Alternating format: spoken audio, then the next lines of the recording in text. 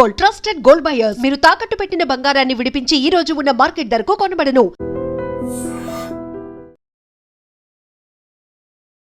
నమస్తే, welcome to I dream weekend update with కవిత.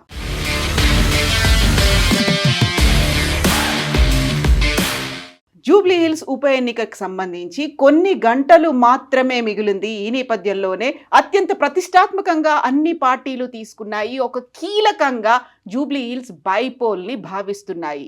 ఈ నేపథ్యంలోనే యాక్చువల్గా పబ్లిక్ పల్స్ ఎలా ఉంది, mood of Jubilee Hills voters ఎలా ఉంది, మనతో పాటుగా ఉన్నారు voice of Telangana and Andhra Pradesh Vota media house CEO Krishna Kambalapalli. Hello Krishna garu. నమస్తే అండి. సో జూబ్లీ హిల్స్ లో ఉన్నటువంటి voters mood of Jubilee Hills ఎలా ఉంది అనేది, యాక్చువల్గా ఈ డెవలప్మెంట్ అనేది మన దగ్గర ఉన్నటువంటి లేటెస్ట్ సర్వే అనేది అజరుద్దీని మంత్రివర్గంలోకి తీసుకున్న తర్వాత ఇంక్లూడ్ అయినటువంటి సర్వే రిపోర్ట్. ఎంతకాలం చేశారు, ఎన్ని రోజుల పాటు చేశారు ఈ సర్వే? 6 days చేసాము. 1050 శాంపుల్స్ సేకరించాము. సో అక్టోబర్ 30th నుంచి నవంబర్ 4th వరకు జరిగిన సర్వే ఇది. ఓకే. సో ఇందులో మనము పురుషులు మహిళలు కూడా మనం కేటగిరీ చూడొచ్చు. అదేవిధంగా community wise, age wise, profession wise కూడా మనము దీంట్లో స్ప్లిట్ మన కేటగిరీ వైజ్ కూడా శాంపిల్స్ సేకరించాము.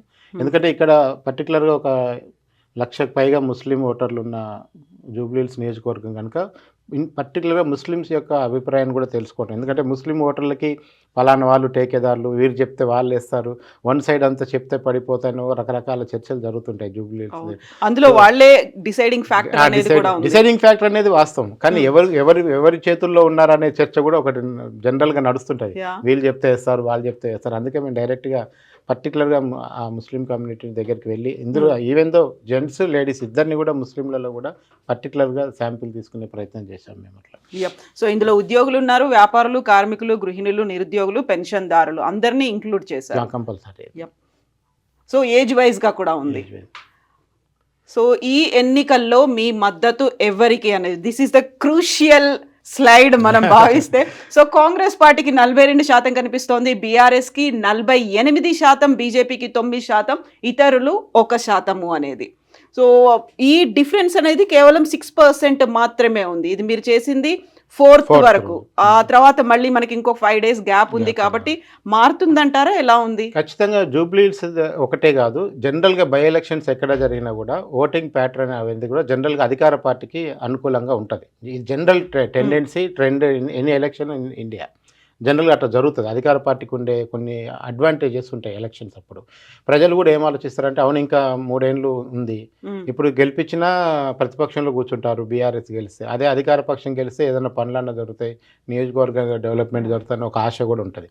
అయితే ఈ పర్టికులర్ సిచ్యువేషన్ ఎట్లా ఉందంటే, ఈ రోజుకి 4వ తారీఖు సాయంత్రం వరకు మనకు అందిన పల్స్ ప్రకారం బీఆర్ఎస్కి ఒక 6% అడ్వాంటేజ్ ఉంది. అదే ఎన్నికల వ్యవస్థలో 6 అనేది పెద్ద మార్జిన్ ఏం కాదు. మీకు 10 to 15 మార్జిన్ ఉన్నప్పుడు మాత్రమే ఇంకా తగ్గడానికి టైం పడుతుంది. కానీ ఈ 4 నుంచి 6%, 10 బిలో ఉన్న శాతం ఎప్పటికైనా కూడా మారటానికి ఛాన్స్ ఉంటుంది. పోనీ ఇప్పుడు పరిస్థితుల్లో దీనికి ఈ మాత్రం 48 మాత్రం ఎలా వచ్చింది? ఎందుకంటే అధికారంలో ఉంది కాంగ్రెస్, సిట్టింగ్ సీటు, నవీన్ చాలా బలమైన క్యాండిడేట్, స్థానికుడు, అటు సునీత మీద నాన్ లోకల్ అనే ముద్ర ఉంది. నవీన్ లోకల్ ఇక్కడే ఉంటాడు, పలు సర్వీసులు చేస్తున్నాడు, ఎన్నో సేవా కార్యక్రమాలు చేస్తున్నా కానీ 4వ తారీఖు వరకు బీఆర్ఎస్కి రావడానికి ఒక 3 ముఖ్యమైన కారణాలు ఉన్నాయి. ఒకటి, ఫస్ట్ చాలా అడ్వాన్స్గా క్యాండిడేట్ని డిక్లేర్ చేసుకున్నారు, క్యాంపెయిన్లోకి దిగారు. కాంగ్రెస్కి క్యాండిడేట్ని, బీజేపీని క్యాండిడేట్లో పెట్టుకోవడానికే వాళ్ళకి చాలా సమయం పట్టింది. రెండోది, ప్రభుత్వం మీద ఉన్న వ్యతిరేకత. ఈ 2 సంవత్సరాల్లో కాంగ్రెస్ పార్టీ 6 గ్యారంటీల్లో 1-2 గ్యారంటీలు తప్ప మిగతా 4 గ్యారంటీలు ఏది ఫుల్ఫిల్ చేయలేకపోయింది అనేది ఒకటి చాలా క్లియర్గా ప్రజల్లో వ్యతిరేకత ఉంది. మూడో అతి ముఖ్యమైన కారణం హైడ్రా అనేది నేచర్ పరంగా ఎంత అవసరమో మనం అర్థం చేసుకోవచ్చు. చెరువులు బాగుండటం, ఈ డీవియేషన్ ఉన్న కట్టడాలు కూల్చేయటం అనేది నిజంగా మంచిదే పర్యావరణాన్ని. కానీ ఎక్కడైతే హైడ్రా స్టార్ట్ అయిందో ఈరోజు అక్కడే జూబ్లీ హిల్స్ నియోజకవర్గంలో బై ఎలక్షన్ జరుగుతుంది. సో ఆ కూల్చివేతలు అవన్నీ కూడా మహిళలు ఎంత తీవ్ర వ్యతిరేకత ఉన్నారంటే హైడ్రా విషయంలో చాలా ఉన్నారు. వీటన్నిటికి తోడు కేటీఆర్ అనే వ్యక్తి బీఆర్ఎస్ తరఫున మొత్తం ఇంకా ఇది రాష్ట్ర ఎలక్షన్ అన్నట్టుగా తిరుగుతున్నారు. ఆ రకమైన క్యాంపెయిన్ చేయటం కానీ సీఎం కూడా అదే స్థాయిలో చెప్తున్నా, సీఎం చాలా లేట్గా దిగారు యాక్చువల్గా. ఎందుకంటే ప్రతి చోట కూడా కాంగ్రెస్ ఒక స్టెప్ వెనుకకే ఉంది ఇప్పటివరకు. ఈరోజు నిన్న మేము సర్వే చేసేంత వరకు కూడా కాంగ్రెస్ ఒక స్టెప్ వెనుకకే ఉంది. అది సోషల్ మీడియా క్యాంపెయిన్లో కానీ, ఫిజికల్ క్యాంపెయిన్ విషయంలో కానీ, మానసికంగా ఓటర్లని ఆకర్షించడంలో కానీ, ఓటర్ల దగ్గరికి రీచ్ అవటంలో కానీ. సో కాంగ్రెస్ పార్టీకి ఉండే అడ్వాంటేజ్లు, ప్రభుత్వ యంత్రాంగం అవన్నీ ఉంటాయి. వాళ్ళు ఏదైనా ఇవాళ నుంచి ఏమన్నా స్వింగ్ తిప్పితే వాళ్ళకి ఏమైనా అడ్వాంటేజ్ వచ్చే అవకాశం ఉండొచ్చు. కానీ ఈ రోజు వరకు ఉన్న సిచ్యువేషన్లో అయితే బీఆర్ఎస్ అన్నిట్లో ఒక స్టెప్ ముందుండటం వల్ల మనకి ఫిజికల్గా 48% అనేది షో చేస్తుంది మనకి అట్లా. సో ఇప్పుడు మనం అజరుద్దీన్కి మంత్రి పదవి వల్ల ముస్లింలో కాంగ్రెస్కి ఆదరణ పెరుగుతుందా అనేటువంటి క్వశ్చన్. ఎందుకంటే ఈ ముస్లిం ఓటర్ల కోసమే అజరుద్దీన్ని క్యాబినెట్లోకి తీసుకున్నారు అనేటువంటి వాదన కూడా ఉంది. కాబట్టి సో కాంగ్రెస్కి మద్దతు పెరుగుతుందా అంటే అవును అనేది 7% ఉంది, కాదు అనేది 52%, చెప్పలేమనేది 25%, ఎన్నికల స్టంట్గా మాత్రం 16% భావిస్తున్నారు. సో ఇంపాక్ట్ ఏమి ఉండదు. అంటే అజారుద్దీన్ది క్లియర్గా కనపడుతుంది ఇది ఎన్నికల కోసం చేసింది, ముఖ్యంగా ముస్లిం ఓట్ల కోసం చేసింది. అయితే నేనేమంటానంటే ఏ పార్టీ అయినా ఈ పని చేస్తుంది. ఆడ బీజేపీ ఆ ప్లేస్లో ఉన్న బీజేపీకి ఒకవేళ ఒక మంత్రి ఇచ్చే అవకాశం ఉంటే బీజేపీ కూడా అజరుద్దీన్కి ఇస్తుంది. లేదు బీఆర్ఎస్కి ఛాన్స్ ఉందనుకుంటే బీఆర్ఎస్ కూడా ఇచ్చే అవకాశం ఉంటుంది. ఎందుకంటే ఎన్నికలు అన్నాక అన్ని రకాలుగా పోరాడతారు. దీంట్లో పెద్దగా సిగ్గుపడాల్సింది ఏం లేదు. రాజకీయం అంటేనే యుద్ధం చేయాల్సిందే. సో నేను కాంగ్రెస్ యొక్క మూవ్ నేను తప్పుపట్టను. ఎందుకంటే అదేం సన్యాసుల మఠం కాదుగా, ఏ పార్టీ అయినా ఎంతో కొంత రాజకీయాలు చేస్తుంది. అందులో వీళ్ళు క్లియర్గా ఎన్నికల కోసము ముస్లిం ఓట్లను ఆకర్షించడానికి చేసిన ఎత్తుగడ ఇది. వర్కౌట్ అవుతుందా లేదనేది క్లియర్ అంశం. ఎందుకంటే అజారుద్దీన్ అనే ఫిగరు జనం ఏమంటున్నారు, అవును షబ్బీర్ అలీ ఎందుకు వేయలేదు, అజారుద్దీన్కి ఎందుకు ఇచ్చారని అడుగుతున్నారు. మేము పోయి సర్వేలో పోయినప్పుడు షబ్బీర్ అలీ ఇంకా ఆయన కామారెడ్డి సీటు వదులుకున్నాడు కదా రేవంత్ కోసం, మరి ఆయన నష్టపోయాడు కదా, ఆయనకి ఇవ్వచ్చు కదా, ఇవాళ కామారెడ్డిలో ఆయన గెలిచింటే మంత్రి అయ్యేవాడు కదా అని అట్లా కూడా మాట్లాడుతున్నారు. సో ఇది చేశాడు, ఓడిపోయాడు, మళ్ళీ ఆయనకి ఎమ్మెల్సీకి ప్రపోజ్ చేశారు. ఇప్పుడు అర్జెంటుగా మంత్రి పదవి ఎందుకు ఇస్తున్నారు అంటే మేము అజారుద్దీన్ మంత్రి పదవి కానీ మేము అందరం ఓట్లేసేస్తాం కాంగ్రెస్ కానీ అంటే ఒక ఎలైట్ సెక్షన్ అనేది ఒక డిబేట్ చేస్తుంది. అంటే బీఆర్ఎస్ ఎందుకు వేయాలనే విషయంలో క్లారిటీ ఉన్నారు, కాంగ్రెస్కి ఎందుకు వేయాలనే విషయంలో క్లారిటీ ఉన్నారు. సరే ఎట్లాగో బీజేపీలో మైనార్టీ విషయంలో కొంచెం తక్కువే వాళ్ళకి మద్దతు కనబడుతుంది కనుక. సో ఏమైనా అజారుద్దీన్ మూవ్ అనేది కాంగ్రెస్కి ఇప్పటివరకు అయితే మాకు ఫీల్డ్లో పెద్దగా పాజిటివ్నెస్ అయితే కనపడలేదు. సో మైనారిటీలు అందరూ పోలరైజ్ అవుతారు, వాళ్ళకి ఒక ఐకాన్గా అజరుద్దీన్ ఉన్నారు కాబట్టి మొత్తం అంతా స్వింగ్ అవుతుంది అనేది వినిపించింది. అలాంటి పరిస్థితి లేదు. అజారుద్దీన్ మైనార్టీల ప్రతినిధిగా లేడు. మీరు ఓవైసీ ఉండన్నారు ఎవరైనా నమ్ముతారేమో కానీ అజారుద్దీన్ ఉండంటే ఎవరు నమ్మరు. ఎందుకంటే అజారుద్దీన్ నాన్ యాక్సెసిబుల్ పర్సన్ అనే ఇమేజ్ కూడా ఉంది. ఈవెన్ మాగంటి సునీతకు కూడా అదే ఉంటుంది. గోపీనాథ్ ఉన్నప్పుడు ఏం జరిగింది 15 సంవత్సరాల్లో, ఇప్పుడు ఈమె గెలిచినా మనకి మళ్ళీ పోయి గుంటూరులో ఉంటుందని కూడా కాంగ్రెస్ వాళ్ళు ప్రచారం చేస్తున్నారు. సో అందుకని నాన్ లోకల్ ఇష్యూ కూడా మనం తర్వాత మాట్లాడదాం. కానీ అజారుద్దీన్ పెద్ద ఐకానిక్గా ముస్లిం ఓట్లకు మైనార్టీలకు ప్రతినిధి అనేది అయితే గ్రౌండ్ లెవెల్ అయితే లేదు మనం అబ్జర్వ్ చేసినంత వరకు. సో థర్డ్ పాయింట్, మైనారిటీలకు ఎవరు మేలు చేయగలరని మీరు అనుకుంటున్నారు అంటే కాంగ్రెస్ 45%, బీఆర్ఎస్ 49%, బీజేపీ 2%, ఎంఐఎం 4%. ఇక్కడ పెద్ద డిఫరెన్స్ అనేది కూడా కనిపించలేదు. లేదు, ఎందుకంటే మీకు ట్రెడిషనల్గా కాంగ్రెస్ ఓటర్ బ్యాంకులో మైనార్టీలో డిఫాల్ట్గా ఉంటారనేది ఇందిరాగాంధీ కాలం నుంచి కూడా మనం చూస్తున్నాం. ముస్లిం మైనార్టీలు చాలా loyal voters for the Congress party, traditional voters for the Congress party అనేది మనకు తెలుసు. ఈ మధ్య బీఆర్ఎస్ వచ్చి వాళ్ళని కొన్ని వాళ్ళ మంత్రి పదవులు ఇప్పుడు హోంశాఖ ఇచ్చారు, అప్పుడు వాళ్ళ అధికారులు ఉన్నప్పుడు ఎంతో కొంత మైనార్టీలని కొంచెం లాగే ప్రయత్నం బీఆర్ఎస్ చేసింది కనుక ఈ మాత్రం స్ప్లిట్ కనపడుతుంది. కానీ రేపు నిజంగా ఎండ్ ఆఫ్ ద డే, ఎందుకంటే ఏ ఒక్కరి చేతిలో మైనార్టీలు అని చెప్పడమే ఈ స్లైడ్ ఉద్దేశం. ఎంఐఎం చెప్తే ఓట్లేస్తారు, లేదా బీఆర్ఎస్లో మహమూద్ అలీ వచ్చి మాట్లాడగానే ఓట్లేస్తారు, కాంగ్రెస్లో అజారుద్దీన్ వచ్చి రాగానే అసలు వీళ్ళ వెనకాల సపోర్ట్ ఉన్న ఎంఐఎం ఫీల్డ్లోకే రావట్లేదు. కాకపోతే కాంగ్రెస్ పార్టీకి మద్దతుగా క్యాంపెయినింగ్ చేస్తున్నారు. వాళ్ళు ఒక ఎమ్మెల్సీని ఏదో తిప్పుతున్నారు. అసలు నాయకులు ఎవరు లేరు, వాళ్ళందరూ పోయి బీహార్లో క్యాంపెయిన్ చేసుకుంటున్నారు. ఎందుకంటే బీహార్లో అక్కడ యాంటీగా బీహార్లో ఒక టైప్ ఆఫ్ ఎలక్షన్ దాంట్లో ఉన్నారు, ఇక్కడికి వచ్చేసరికి రాజకీయం డిఫరెంట్గా ఉంది. సో అంటే ఇనీషియల్ స్టేజ్లో అయితే అసదుద్దీన్ ఓవైసీ అయితే కాంగ్రెస్ పార్టీకే మద్దతు అని ఆయన తరఫున క్యాంపెయినింగ్ ఇంటర్వ్యూలు కూడా ఇచ్చారు. క్లియర్ ఎంఐఎం సపోర్ట్ చేస్తుందనే దాంట్లో దాపరికం ఏం లేదు. ఓపెన్ సపోర్టే వాళ్ళు ఆఫర్ చేశారు. నవీన్ మేము నవీన్కి మద్దతు ఇస్తున్నామని గతంలో నవీన్ ఎంఐఎం టికెట్ నుంచి కూడా పోటీ చేసిన సందర్భాలు కూడా ఉన్నాయి కదా. సో నవీన్ మీద ఎంఐఎంకి ఏం పెద్ద ప్రాబ్లం లేదు. కాకపోతే ఎంఐఎం ఓట్లు ఎంత వరకు కాంగ్రెస్కి షేర్ అవుతాయనే దాని మీదనే, ఓట్ షేరింగ్ మీదనే ఇప్పుడు డౌట్ ఉంది. అది కాంగ్రెస్ ఎంత మేరకు వాటిని పోలరైజ్ చేసుకోగలిగితే అంత రిజల్ట్ వస్తుంది. అట్లా సో లాస్ట్ మినిట్ లో ఎవరు ఎక్కువగా అంతే అంతే అంతే అదైతే ఉంటుంది ఖచ్చితంగా. సో ఈ ఎన్నికల్లో లోకల్ నాన్ లోకల్ అంశం ప్రభావం చూపుతుందా అనేటువంటి మాట.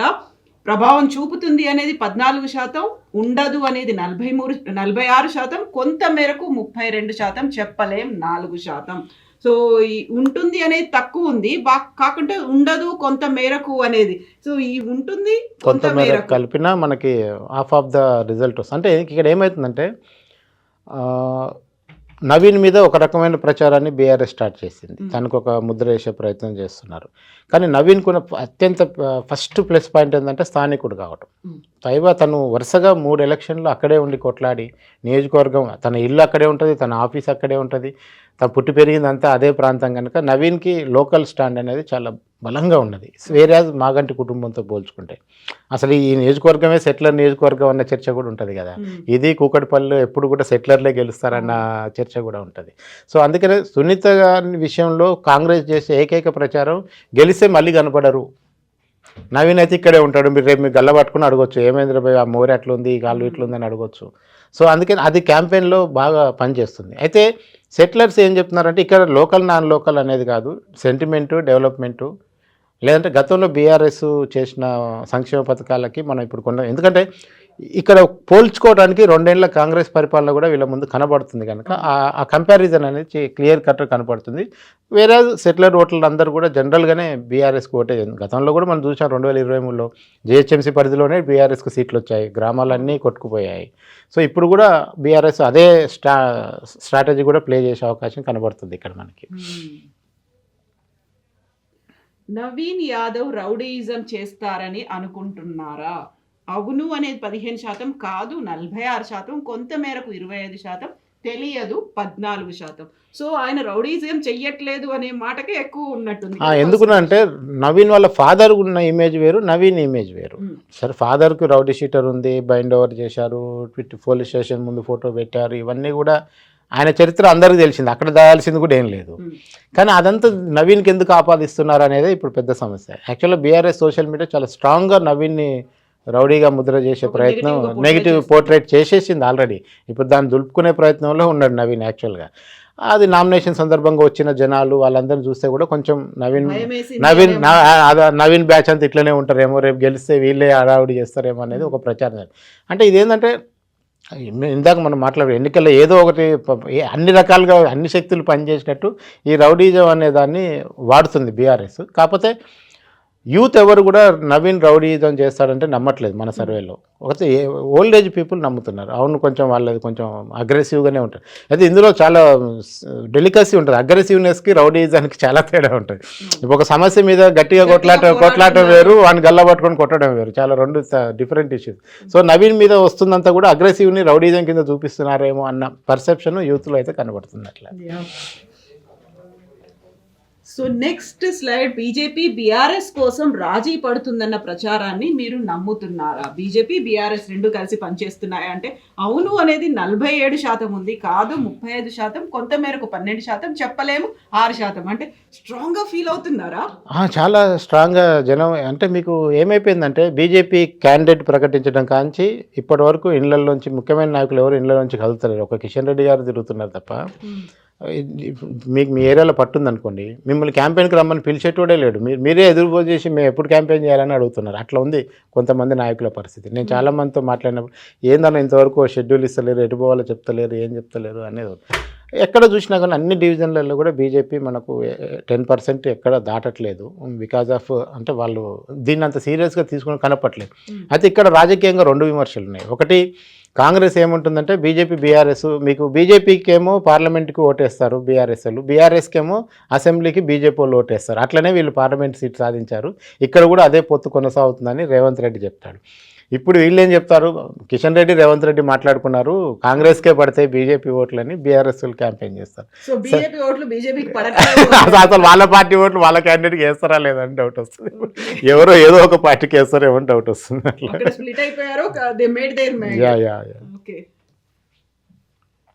ఎస్, హైడ్రా పనితీరుపై మీ అభిప్రాయం ఏంటి అంటే పెద్దోళ్లకు లాభం 22%, మంచిదే 8% ఉంది, అనవసరం 37% ఉంది, పేదోళ్లకు నష్టం 33% ఉంది. సో ఇక్కడ కూడా ఒక క్లియర్ డివిజన్ అనేది కనిపిస్తుంది కదా. అసలు ఈ రోజు కాంగ్రెస్కి ఏదైనా మైనస్ ఓటు ఉందంటే హైదరాబాద్ అండి. ఎందుకంటే అది షేక్పేటలో కానీ మణికొండలో జరిగిన కూల్చివేతలు వాటి ఆ క్రమంలో కాంగ్రెస్కి నిజంగా ఏదైనా మైనస్ ఓట్ బ్యాంక్ తెచ్చి పెడితే హైడ్రానే తెచ్చి పెడుతుంది. ఇప్పుడు కూడా ఇంకేదో కూడా కూల్చేసే ఎన్నికలు జరుగుతున్న టైంలో కూడా ఏదో కూల్చేసే ప్రయత్నాలు నిన్న మొన్న ఒకటి జరిగినాయి అని చెప్తున్నారు. అంటే రాజకీయంగా కూడా బ్లండర్ అవుతుంది హైడ్రా లాంటిది. ముఖ్యంగా జిహెచ్ఎంసీ ఎన్నికలను ముందర పెట్టుకొని హైడ్రాని నగరం అంతా తిప్పుతున్నారంటే చాలా గట్స్ ఉండాలి రేవంత్ రెడ్డి గారికి అంత. ఎందుకంటే ఎవరు కూడా రాజకీయంగా నష్టపోవడానికి సిద్ధపడరు కదా. సొంతంగా ఏదైనా నష్టపోతే పర్లేదు, కానీ అధికారానికే ఎసరొచ్చే పరిస్థితుల్లో తీసుకున్న నిర్ణయాల్లో హైడ్రా మీద ఇంకా ముందుకే పోతుండనేది చాలా గట్టు వ్యవహారం. ఇది అంత ఈజీ కాదు. కానీ ఈరోజు నెగిటివ్ ఓటు వస్తే కనుక దీని ద్వారానే వస్తుంది నాకు తెలిసి. ఎందుకంటే మంచిదే అనే వాళ్ళు కేవలం 8% మాత్రమే ఉన్నారు, మిగతా అంతా కూడా ఇది నెగిటివ్ ఫీడ్బ్యాకే ఉంది అది. సో నెక్స్ట్ 2 ఏళ్ల కాంగ్రెస్ పాలన ఎలా ఉంది? బాగుంది 15%, బాగా లేదు 49%, పర్వాలేదు 32%, చెత్తగా ఉంది 4% అనేది ఉంది. సో బాగాలేదు ఎక్కువ కనిపిస్తుంది, అంటే బాగుంది పర్వాలేదు ఓకే. అంటే మనకి ఆల్మోస్ట్ లేదంటే పీపుల్ 2 రకాలుగా ఉన్నారు. ఒకటి 10 ఏళ్ళ బీఆర్ఎస్కి 2 ఏళ్ళ కాంగ్రెస్కి అప్పుడే ఎలా పోలిక చేస్తారనేది కూడా ఒక వాదన ఉంది. అంటే వాళ్ళు 10 ఏళ్ళు చేస్తే ఏం చేయలేదనే వాదన కూడా ఉంది కదా. మీరు 2 ఏళ్ళకే వీళ్ళని ఇంత డౌట్ పెడుతున్నారు, 6 గ్యారెంటీలు అంటారు, అన్నీ అడుగుతున్నారు ఏందనేది ఒక వర్షన్. రెండోది, నిజంగా కూడా కాంగ్రెస్ పార్టీ అధికారం రావడానికి ఏదో ఒక హామీ ఇచ్చి బయటపడదామని ఇచ్చారా, కానీ ప్రాక్టికల్గా నిజంగా బడ్జెట్ ఎంత ఉంది, పైసలు ఉన్నాయా లేవా, ఈ హామీలు అమలు అవుతాయా లేవా అనే ఆలోచనతో చేశారా లేదన్న చర్చ కూడా జరుగుతుంది. ఏమైనా హైదరాబాద్లో మీకు మ్యాక్సిమం ఏం దొరుకుంటుంది, బస్సు ఒకటి, ఉమెన్ సర్వీస్ ఒకటి, దాన్ని యూటిలైజ్ చేసుకొని ఉంటారు. ఇంకా మిగతా ఇక్కడ సిటీలో వచ్చే ఏమున్నాయి, రైతు బంధువులు ఏం రావు ఇక్కడ.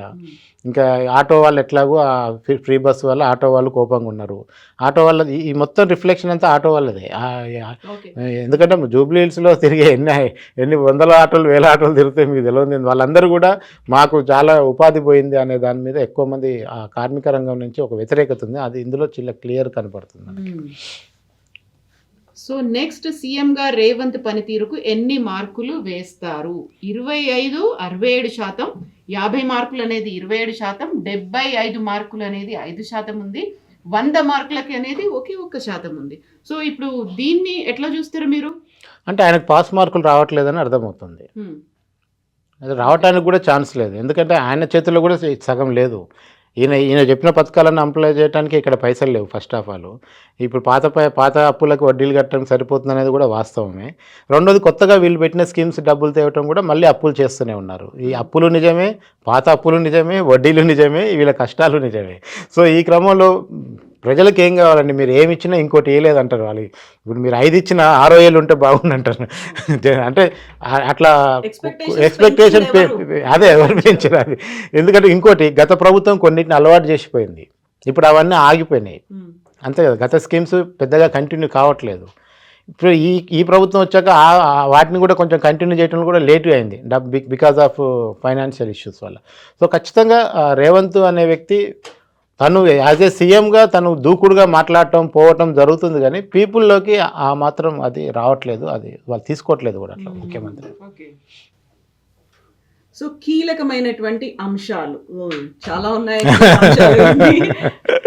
సో ఇందులో బీఆర్ఎస్ ఉన్నాయి, కాంగ్రెస్ రెండు ఉన్నాయి. ఓవరాల్ మొత్తం సర్వే మీదనే మనకు ఉంటుంది. ఓకే, సో యా ఇప్పటిదాకా మనం మాట్లాడుకున్న సంబంధించి కదా. సో ఉన్నటువంటి డివిజన్ల వారీగా ఇప్పుడు జూబ్లీ హిల్స్ నియోజకవర్గానికి సంబంధించి షేక్పేట్, యూసుఫ్గూడ, బోరబండ, ఎర్రగడ్డ, వెంగళరావు నగర్, రహమత్ నగర్, సోమాజిగూడ డివిజన్ల వారీగా ఉన్నటువంటి స్లైడ్స్ అనేవి ఇప్పుడు మనం చూద్దాము. షేక్పేట డివిజన్లో కాంగ్రెస్కి 39%, బీఆర్ఎస్కి 52%, బీజేపీకి 8%, ఇతరులు 1% ఉన్నారు. యూసుఫ్గూడ కాంగ్రెస్ 40%, బీఆర్ఎస్కి 50%, బీజేపీ 9%, ఇతరులు 1%. బోరబండ డివిజన్ కాంగ్రెస్కి 43%, బీఆర్ఎస్ 49%, బీజేపీ 7%, ఇతరులు 1%. ఎర్రగడ్డ కాంగ్రెస్ 43, బీఆర్ఎస్ 46, బీజేపీ 10, ఇతరులు 1. వెంగళరావు నగర్ కాంగ్రెస్ 44, బీఆర్ఎస్ 45, బీజేపీ 10, ఇతరులు 1. సో ఇక్కడ చాలా హోరాహోరీగా ఉన్నట్టుంది. టైట్ ఫోర్ట్ ఉంది. దీనికంటే కూడా రహమత్ నగర్ ఇంకా గట్టిగా ఉంటుంది. ఓయా రహమత్ నగర్ కాంగ్రెస్ 45, బీఆర్ఎస్ 45, బీజేపీ 9, ఇతరులు 1. ఎందుకు ఇంత టఫ్ ఫైట్ ఇక్కడ రహమత్ నగర్ లో ఓవరాల్ గా కూడా కాంగ్రెస్ కి అత్యధిక లీడ్ ఇస్తుంది రహమత్ నగర్. మొత్తం వాళ్ళ అన్ని డివిజన్ల కలిపి కూడా అత్యధికంగా చూపిస్తుంది రహమత్ నగర్ 45. అక్కడ కాంగ్రెస్ కి ఫస్ట్ నుంచి కూడా ఉంది, పట్టుంది. బీఆర్ఎస్ కూడా అంతే స్థాయిలో పనిచేస్తుంది అక్కడ. సోమాజీ కూడా కాంగ్రెస్ 43%, బీఆర్ఎస్ 46, బీజేపీ 10, ఇతరులు 1%. డివిజన్ల వారీగా కీ పాయింట్స్ అనేవి చూసుకోవడం. యా సో ప్రజాభిప్రాయం, మీ పబ్లిక్ కామెంట్స్ అనేవి ఎట్లా ఉన్నాయి? జనం మాట్లాడుకుంటే ఏంటంటే, అదే మనం ముస్లిమ్స్ విషయం మాట్లాడుకున్నప్పుడు లేడీస్ క్లియర్గా హైడ్రా విషయంలో వ్యతిరేకతను మాట్లాడుకున్నాం. ముస్లిమ్స్ విషయంలో కూడా ముస్లింలు అందరూ మేము ఒకరికి చెప్తే ఓట్లు వేయమనే దాంట్లో చాలా ఫర్మ్గా ఉన్నారు. అట్లాగే ప్రభుత్వం యొక్క పథకాలు డెవలప్మెంట్ కూడా మేము ఓటేసేటప్పుడు ఆలోచించే విషయాల్లో ముఖ్యమైనవి కూడా జనం చెప్తున్నారు. అట్లాగే లోకల్ నాన్ లోకల్ అనే విషయం కూడా ఎంతో కొంత ఆలోచనలో ఉంది. అట్లాగే సెంటిమెంట్ ఏ మేరకు ఉంది అంటే ఆమె బిడ్డలు మొత్తం ప్రచారంలో చూస్తుంటే అయ్యో ఆడబిడ్డలకు అన్యాయం జరుగుతుంది, ఆమె పాట కూడా ఆడపిల్లనమ్మ పాట పెట్టుకొని తిరుగుతున్నది, అదొక టైప్ ఉన్నది. రెండోది సెటిలర్లు ఎట్టి పరిస్థితుల్లో ఈ నియోజకవర్గానికి మనం పోగొట్టుకోకూడదన్న ఒక సంకల్పంతో అపార్ట్మెంట్ వాసులు, విల్లా వాసులు వీళ్ళందరూ కూడా కొంచెం కూడగట్టుకొని మాట్లాడుకుంటున్నారు. అయితే జనంలో మిడిల్ క్లాస్ కానీ కింద ఉన్న శ్రామిక వర్గం వీళ్ళందరూ కూడా నవీన్కు మద్దతు చాలా క్లియర్ కనపడుతుంది. కొంచెం అపార్ట్మెంట్లో ఉండే వాళ్ళు కొంచెం బీఆర్ఎస్ వైపు మనకు కనపడుతున్నారు. ఏమైనా టైట్ ఫైట్ ఉంటుంది, అంత ఈజీగా ఏ పార్టీకి లేదనేది జనం కూడా మనకు కామెంట్స్ ఏంటంటే జనం కూడా లోగోని చూసి కామెంట్ చేయడం కూడా నేర్చుకున్నారు. అంత ఈజీగా కూడా జనం వాళ్ళు దొరకట్లేదు. అంత లోగోని చూసి ఈ ఛానల్ వీళ్ళ కోసం ఉంటుందని చెప్పి వాళ్ళకి నచ్చినట్టు మాట్లాడుతారు, టీవీలో వస్తారని అట్లా. ఇప్పుడు సానుభూతి ఓట్లు అనేది సానుభూతికి సంబంధించి ఉందా లేదా మద్దతు అనే మాట, అంటే సానుభూతి అనేది పెద్దగా వర్కౌట్ అయ్యే అంశం కింద అయితే నాకు కనపడలేదు. ఎందుకంటే మాగంటి గోపీనాథ్ ఉన్నప్పుడు ఆయన ఉన్నప్పుడే చాలా విమర్శలు ఉన్నాయి ఆయన మీద. సో ఇప్పుడు ఆయన చనిపోయింది కూడా అనారోగ్యంతో. జనరల్గా సానుభూతి రావడానికి ఏదో ఇంకేదైనా డిఫరెంట్ టైప్ ఆఫ్ సాడ్నెస్ ఉన్నప్పుడు ఉండే సానుభూతికి ఇట్లా హెల్త్ పరంగా వచ్చే డెత్కి పెద్ద సానుభూతి విషయంలో అంత ఉండదు. పైగా ఈ కుటుంబం మొదటి నుంచి కూడా పెద్దగా అంటే ఒక ఫ్యాన్ బేస్ చేసుకుని మా కోసం మా లీడర్ అనే స్థాయిలో పనిచేశారా లేదా అనేది కూడా కొంచెం డౌట్ఫుల్గా ఉంటుంది. మీరు అట్లా క్యాండిడేట్ వైజ్ చూస్తే నవీన్ చాలా బెటర్ ఉంటాడు ఒక రకంగా చూస్తే. కార్యకర్తలు కావచ్చు, ఆయనకంటూ ఉన్నటువంటి అనుచరగణం కావచ్చు, అండ్ నియోజకవర్గంలో ఉన్నటువంటి ప్రజలు దీన్ని ఒక ముక్కలు తేల్చాలంటే నవీన్ తాను బలవంతుడు, నవీన్కు పార్టీ మైనస్, సునీత తనుగా మైనస్, ఆమెకు పార్టీ బలం. ఇదే జూబ్లీ హిల్స్ లో జరుగుతున్నది అంతే. సో ఇప్పుడు లాస్ట్ మినిట్ ఇప్పుడు పోల్ మేనేజ్మెంట్ అనేది ఉంటుంది, లాస్ట్ మినిట్ లో జరిగేటువంటి ఒక స్ట్రాటజీలు ఎత్తుగడలు ఉంటాయి కదా, అవి దీని మీద పల్స్ మీద ఎలాంటి ఇంపాక్ట్ ఖచ్చితంగా చూపిస్తుంది. నేను ఇది ఇట్లాంటి రిజల్ట్ వస్తుందని నేను కూడా అనుకోవట్లేదు. ఈ రోజుకున్న పరిస్థితి అది. రేపు ఇది మొత్తం తారుమారువై 5,000తోని నవీన్ బయటపడ్డా ఆశ్చర్యపోవద్దు. లేదు ఇప్పుడు మనం అనుకుంటున్న 6% నుంచి 12% బీఆర్ఎస్ గెలిచినా ఆశ్చర్యపోవద్దు. బికాజ్ ఆఫ్ దేర్ పెర్ఫార్మెన్స్ని బట్టి ఉంటుంది. ఇది మనం పబ్లిక్ మూడే చెప్తున్నాం, కానీ పార్టీలు ఏం పని చేస్తున్నాయి, రేపు పోల్ మేనేజ్మెంట్ ఎట్లా చేస్తారు, ఆ పోల్కు ముందు జరగాల్సినవన్నీ ఎట్లా జరుగుతాయి, అధికార వ్యవస్థ ఎవరికి పనిచేస్తుంది, ఇవన్నీ మళ్ళీ బీఆర్ఎస్ ఎలాంటి, ఇప్పుడు బీఆర్ఎస్కి కాంగ్రెస్కి ఇద్దరికి కూడా పోల్ మేనేజ్మెంట్లో అనుభవం ఉంది. ఇద్దరేం చిన్న కొత్తగా రాజకీయాల్లోకి వచ్చిన వాళ్ళు కాదు. ఇటువైపు 6 మంత్రులు పనిచేస్తున్నారు, అటువైపు కేటీఆర్ జిల్లాల నుంచి నల్గొండ, వరంగల్ అన్ని జిల్లాల నుంచి బీఆర్ఎస్ లీడర్లు అందరూ దిగిపోయారు. జిల్లా అధ్యక్షులు, మాజీ ఎమ్మెల్యేలు, మాజీ మంత్రులు అందరూ వచ్చి ఇక్కడ దిగిపోయారు. కాంగ్రెస్ నుంచి కూడా అట్లే ఉన్నారు, అందరూ అక్కడనే బస్తీలో నిద్ర చేస్తున్నారు. సో ఈ లాస్ట్ మినిట్ వరకు లాక్కొచ్చి ఓటేయించుకున్నప్పుడు దాన్ని బట్టే ఫలితం ఉంటుంది అంతే. ఈసారి అది ఏమైనా మారుతుందేమో, ఎందుకంటే బాగా కాన్సన్ట్రేషన్ చేస్తున్నారు. జనరల్ ఎలక్షన్లో ఎవరు పట్టించుకోరు, బై ఎలక్షన్ కనుక మనం హుజూరాబాద్ చూసాం, మునుగోడు చూసాం. హుజురాబాద్ మునుగోడులో పెట్టిన ఖర్చు ప్రపంచంలో ఎక్కడ పెట్టలేదు. సో ఇక్కడ కూడా ఇప్పుడు అట్లే జరుగుతుంది. ఆల్మోస్ట్ 300 కోట్ల వరకు ఖర్చు అంటున్నారు, నిజమేనా? జరుగుతుంది కంపల్సరీ. ఎందుకంటే ఎవరికి వాళ్ళు ప్రెస్టేజ్గా తీసుకొని ఇది గెలిస్తే రేపు రాష్ట్రమే చేతులకు వస్తుందన్న స్థాయిలో ప్రచారం జరుగుతుంది అక్కడ. అట్లా ఉంది పరిస్థితి. సో ప్రతిసారి జనరల్ ఎలక్షన్కి 50% అనేది దాటదు, 49 దగ్గర ఆగిపోయింది. ఈసారి ఇంత క్యాంపెయినింగ్ చేస్తున్నారు, ఇంత ఖర్చు పెడుతున్నారు, వాళ్ళందరినీ తీసుకొచ్చి నిలబెట్టి ఓటేయించుకుంటారా? అదే అదే అదే అది అక్కడే పోల్ మేనేజ్మెంట్ అనేది. ఎవరు ఓటర్లను వాళ్ళు తెచ్చుకోగలిగినా పోలింగ్ శాతం పెరుగుతుంది. ఆ పని అది చేస్తే మంచిది ప్రజాస్వామ్యానికి. యాక్చువల్గా ఓటింగ్కి రావటం అనేది ఇంపార్టెంట్. ఏం ఓటు వేయకుండా ఇంట్లో కూర్చొని తిట్టుకుంటూ కూర్చునే వాళ్ళతో సమాజానికి ఏ ఉపయోగం లేదు. ఐదర్ లెఫ్ట్కో రైట్కో సెంటర్కో ఓటేసి వచ్చి నువ్వు మాట్లాడితే అర్థం ఉంటుంది. ఇంట్లో కూర్చొని వీడి చెత్త వాడి చెత్త అని అంటే ప్రజాస్వామ్యానికి ఏం పనికొచ్చే బ్యాచ్ కాదు. ఆ మిగతా 44% మంది ఎవరు పనికొచ్చేటోళ్ళు కాదు. కానీ రావాలి, ఓటింగ్కి రావాలి, వేయాలి, వేసి నీ అభిప్రాయాన్ని క్లియర్గా చెప్పాలి. గెలుస్తారా ఓడిపోతారా అనేది తర్వాత అంశం. కానీ మన సిటీలో ఎప్పుడు కూడా ఆ పూర్ పర్సెంటేజ్ అనేది ఉంటుంది కదా. నాకు తెలిసి ఈసారి ఏమన్నా పెరుగుద్దామని ఆశ ఉంది, చూద్దాం. ఆశించడం అయితే తప్పు లేదు కదా.